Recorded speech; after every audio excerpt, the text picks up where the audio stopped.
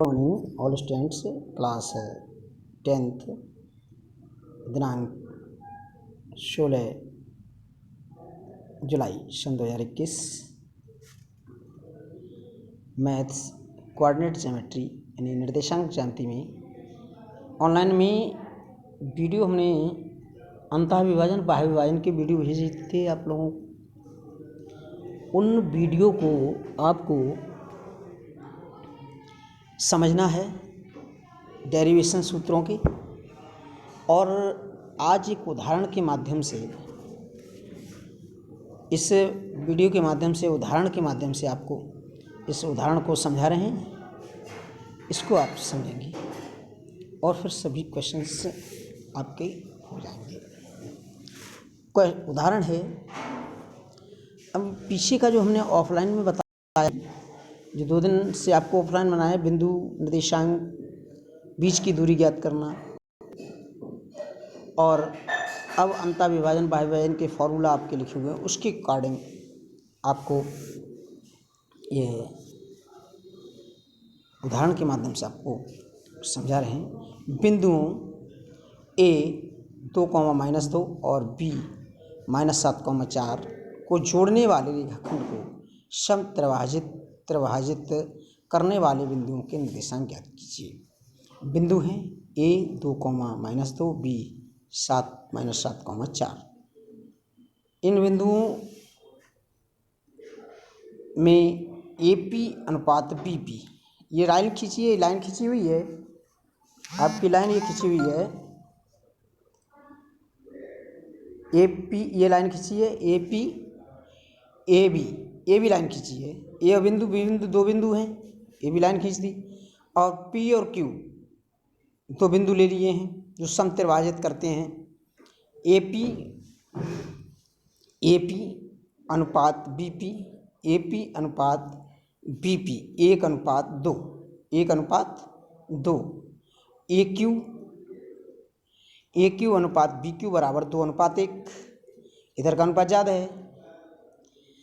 अब x1 2, y1 -2, x2 -7, y2 4। अब M1 अनुपात M2 1:2 बिंदु P के लिए, इस बिंदु के लिए निकाल रहे हैं। तो x का सूत्र होता है M1 x2 plus M2 x1 बटे M1 plus M2। 1 multiply -7 plus 2 multiply 2 4, -7 plus 4/3 यानी 3/3 माइनस का 3/3 यानी 1, माइनस का 1 आ गया। x इजिकल टू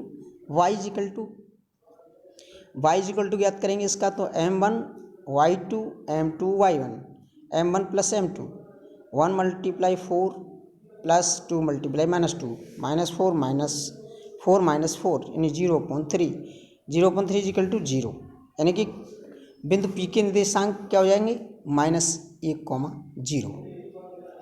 बिंदु Q के लिए अब 2:1 हो जाएगा।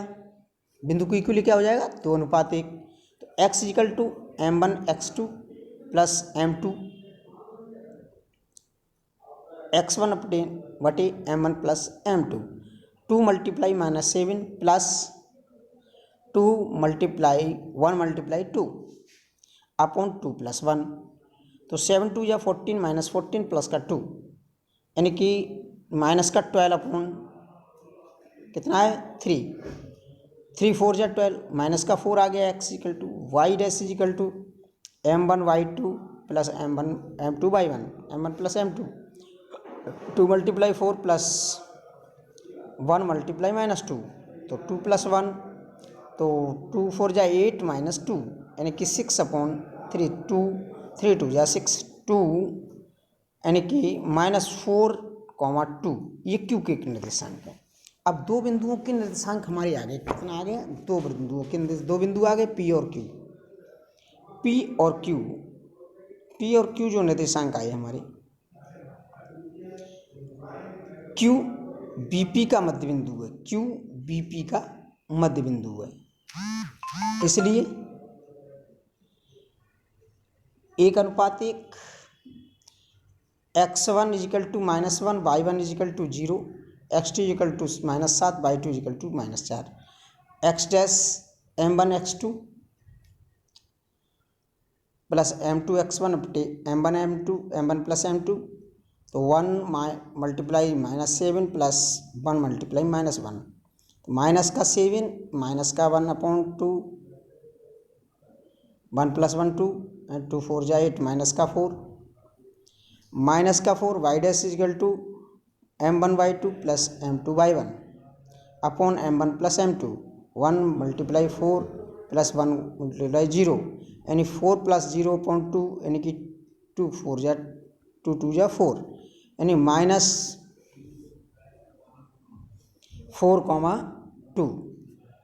-4 और -4 और 2, ये हमारा क्या आ गया, ये बिंदु हमारा आया करके क्या आया, ये वैकल्पिक था, ये वही आ गया। इस विधि से भी हम निकाल दिया और ये पहले उत्तर आपका यही आ गया। ये आपकी वैकल्पिक विधि, दो विधि से अब तक बता दिया किस तरह निकालेंगे।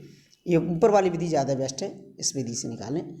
इस प्रकार से आपका ये जो आपका उदाहरण के माध्यम से 2 विधियों से बता दिया। 2 विधि से आप इस समत्रिभाजिक को निकालते हैं। एक वैकल्पिक विधि बताई थी आपको, इस विधि से शॉर्टकट कर सकते हैं और इस विधि से लॉन्ग कट में कर सकते हैं। दोनों विधियों में से किसी विधि से भी आप ज्ञात कर लेंगे, इसको कर देंगे, तो आपका ये जो क्वेश्चन जो है सॉल्यूशन समत्रिभाजिक के लिए है। अब इसी प्रकार से जैसे कोई बिंदु 3:1 में तो x और y के मान तो है वही सूत्र, इसी सूत्र से वो दोनों मान आप उन दोनों सूत्रों से ज्ञात करेंगे और इनसे ज्ञात करने के पश्चात इनको हम x y के मान ज्ञात कर लेते हैं, x y के मान ज्ञात कर लेते हैं। अब इस प्रकार से आपको ये जो m/m1/m2 में विभाजित करते हुए x y के मान यानी कि उस बिंदु के निर्देशांक ज्ञात करना है।